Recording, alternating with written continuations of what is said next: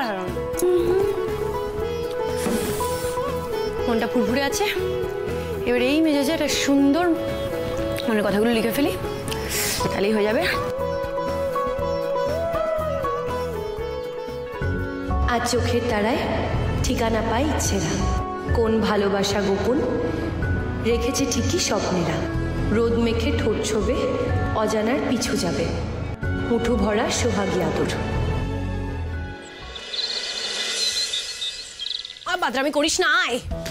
স্কুলে দেরি হয়ে যাচ্ছে কিন্তু স্কুলের জন্য যেতে হবে। না যাব না, তুমি চিটিং করছো মা। আগের দিন এসআরকের বাড়িতে নিয়ে গেলে না, চকলেট খাওয়ালে না। তুমি জানো আমি খালি ব্যাগের পুরনো চকলেট খাচ্ছি, আর তুমি বলেছিলে না আইসক্রিম খাওয়াবে, আর এখন বলছো আইসক্রিম খাওয়াতে গেলে স্কুলে দেরি হয়ে যাবে। ওরে বাবা রে।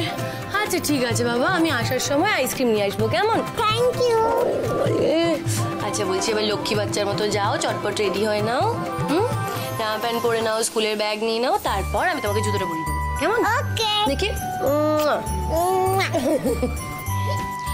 কি রে দিশা, চল, আজ রেজাল্টের দিনও লেট করবো নাকি? আমার না এরকম টেনশনে গাটা বমি বমি পাচ্ছে। চেপে রাখ। হ্যাঁ, বলে স্কুলে বেরোবে, তারপর আমরা বেরোবো। আমি বুঝতে পারছি না, তো টেনশন করছিস কেন? আরে যত টেনশন তো আমারই, তোর কি? তুই তো ফার্স্ট হবি শিওর। আমি হই না হই, তুই 1 থেকে 10-এর মধ্যে থাকবি, পাক্কা। ঠিকই তো বলেছে দিশা, সত্যি তো, তুইও তো কত ভালো রেজাল্ট করিস বলতো। আর নে দেখি, হাঁ কর, একটু দই মুখে দে।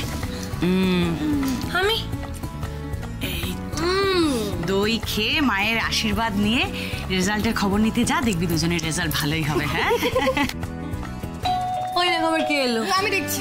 আমার মনে হয় বিভান এসছে, জানি না তোর রেজাল্ট সঙ্গে করে নিয়ে যাবে।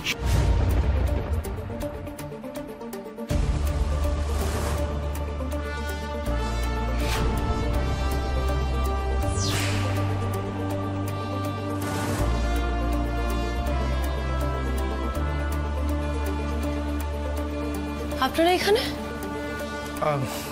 এগুলো আমাদের তরফ থেকে ছোট্ট একটা উপহার আপনাদের জন্য, যদি নেন তাহলে খুব খুশি হব। কেন নিয়ে এসেছেন এসব?